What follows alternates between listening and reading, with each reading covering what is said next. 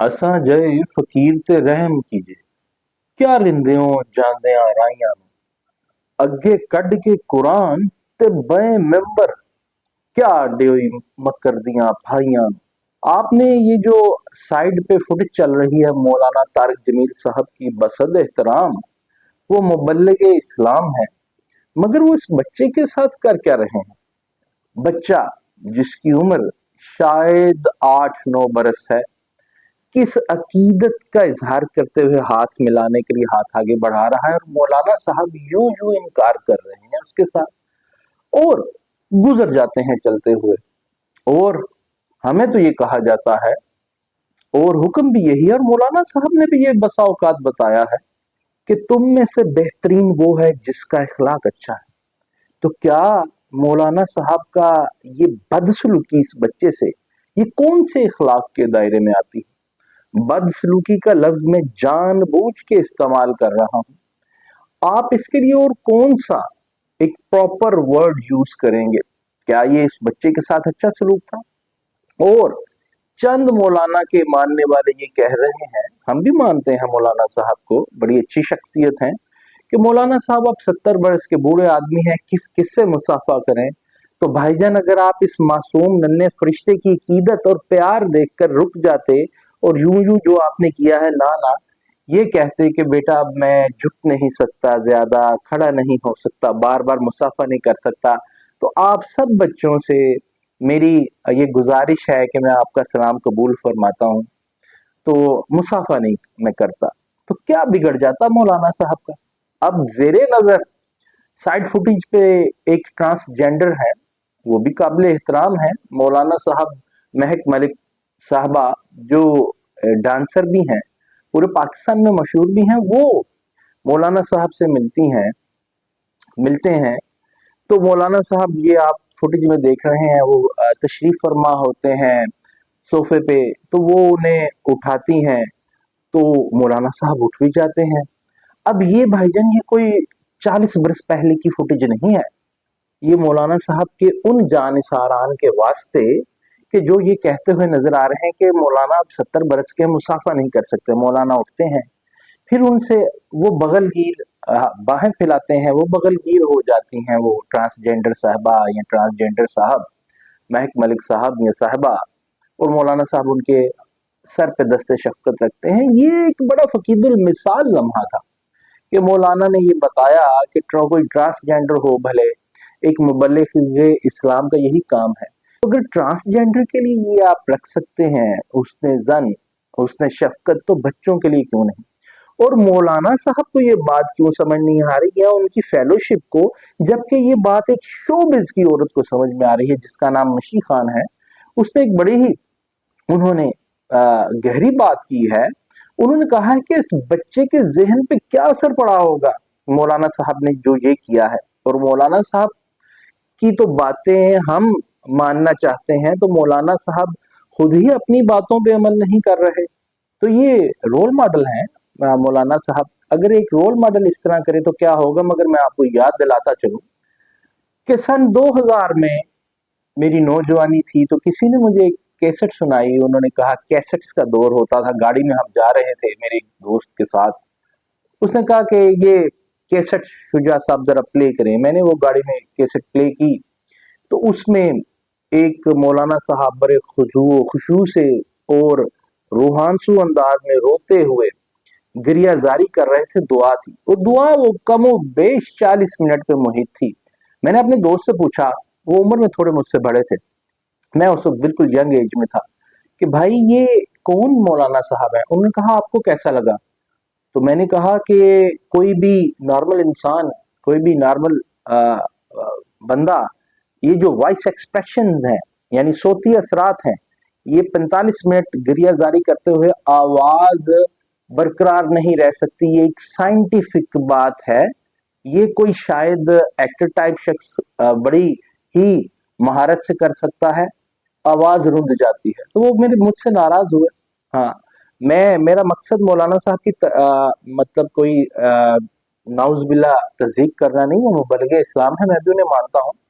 मगर उसने मुझे बड़ा बुरा मनाते हुए बताया, ये मौलाना तारिक जमील साहब है, ये जुम्मे के खुतबे के बाद दुआ करते हैं, बड़ी लेंथी दुआ करते हैं, लेकिन मैं आज भी हैरान हूँ कि सोती असरात, वॉइस एक्सप्रेशन किसी भी बनी नूं के 40 मिनट तक वो गिरियाजारी में किस तरह रहते हैं और आवाज किस तरह उसके मुंह से निकलती है। 2006 में being a journalist Alhamra open air में मैं बैठा था।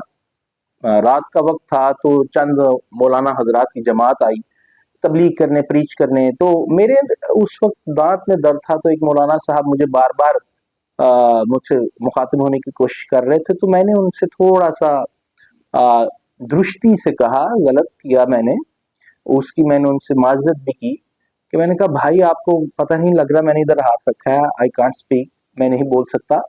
उनका हम तो प्रीच के लिए आए हैं। तो मैंने उनसे पूछा आप कौन सी जमात से हैं, तो उन्होंने कहा हमारी कोई जमात नहीं है, मौलाना तारक जमील के जमात से हैं, उनके फेलोशिप हैं, हम उनके फॉलोअर हैं। फिर मैंने उनसे ये सवाल किया, मेरे जहन में उसी वक्त आया, मैंने कहा आप यहाँ पे इन एक्ट्रेसेस को, मैंने ये नोट किया कि आप मेल एक्टर्स को तो प्रीच नहीं कर रहे, मगर फीमेल एक्ट्रेसेस को आप फीमेल्स को एक्ट्रेसेस को आप प्रीच कर रहे हैं। तो मेल्स की जानिब आपका ध्यान कम है और आप इधर प्रीच करने की बजाय पब्लिक में क्यों नहीं करते, आम लोगों में। तो उन्होंने मुझे कहा कि यहाँ ज्यादा जरूरत है। मगर उस वक्त भी तकरीबन मैं यंग एज में था, मेरे दिमाग में एक सवाल का जमाका हुआ कि मासेस में से, पब्लिक में से ही ये एक्टर होते हैं ना, ये फीमेल हो या मेल हो, अगर हम मतलब उन्हें ज्यादा जरूरत है बकौल उन मौलाना एक्ट्रेसेस को प्रीच की, तो फिर अगर हम मासेस में करेंगे तो फिर एक्ट्रेसेस शायद बने ही ना। अच्छा जी। उसके बाद अभी रिसेंट पास्ट में आ, मालिक साहब बैठे थे कि प्रोग्राम में अहमद मीर साहब थे, तो मौलाना साहब ने ये कह दिया कि मीडिया पे तो 90% झूठ चलता है। उसके बाद एजिटेट किया मालिक साहब ने, मीर अहमद मीर साहब ने और दूसरे लोगों ने, बड़े जय्यद सहाफ़ी हैं हमारे। तो मौलाना साहब ने उसके बाद जनाब उस पे एक्सक्यूज किया, उस पे माफी, एक तरह से सॉरी कहा।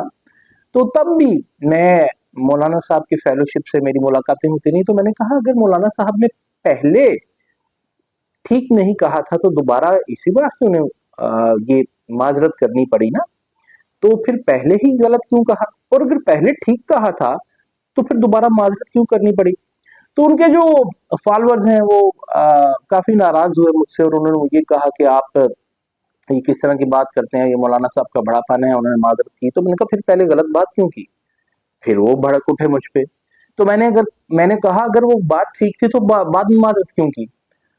अब जब वो कंफ्यूज हुए, वो फॉलोअर्स, एक महफिल में हम बैठे थे, तो मैंने उन्हें कहा आपका कंफ्यूजन सिर्फ इसलिए है कि मौलाना तारिक जमील साहब की फेलोशिप है ना जो करोड़ों में है भाई, ऑल अराउंड द ग्लोब। तो मौलाना साहब को कोई भी बात या कोई भी एक्ट करने से पहले ये पेश नजर रखना चाहिए, और रखते भी होंगे, कि मेरे किसी भी अमल से करोड़ों लोग मुतासिर होंगे। तो ये देखना चाहिए हमें। आज मिशी खान हो या दूसरे सोशल मीडिया पे लोग तनकीद गुनाह है मौलाना तारिक जमील साहब पे, मगर मैं मौलाना तारिक जमील साहब की इज्जत और तकरीम उसी तरह ही करता हूँ जिस तरह एक मुबल्लिग इस्लाम की करनी चाहिए। मगर जो सवालात मैंने आपको सन 2000 से लेकर के 2006 से लेकर के रिसेंट पास्ट में ये 2-3 बरस पहले वाले बताए, ये सवालात ना जाने क्यों हमारी कौम की जहन में नहीं आते, और हम बस अंधाधुंध भागते हैं। आज अगर आप तनकीद गुना हो रहे हैं मौलाना साहब की इस फेल पे, तो शायद वो उसकी जस्टिफिकेशन है कि मौलाना साहब अब काफी तवीलुल उम्र हो चुके हैं और एक बेटे की वफात भी हो चुकी है। मगर माजी में जब आप दौड़ लगा रहे थे पीछे, तो तब ये चीजें रूनुमा हो रही थी, जिन सवालात की जानिब मैंने इंडिकेट किया है वो मेरे जहन में आ रहे थे, मगर पता नहीं क्यों हम लोग वक्त पे उन चीजों को एक्सेप्ट नहीं करते, या कुछ वाकई हम एक सेल्फ मेड किस्म के एक शेल में बंद है कि जो हमें पसंद आ गया तो बस आ गया, और जब ना पसंद हुआ तो फिर सोशल मीडिया पे ट्रोलिंग शुरू हो गई। और मैं मुल्तमिस हूँ, इल्तमास करूंगा, दरख्वास्त गुजार हूँ कि मौलाना साहब एक मुबल्लिग इस्लाम है, उनकी ट्रोलिंग मत कीजिए सोशल मीडिया पे। اگر کوئی بھی بات آپ کو ان کی ناپسند آ رہی ہے، جس طرح میں نے بھی کہا، تو ادب و احترام کے دائرے کو ملحوظ خاطر ضرور رکھیے۔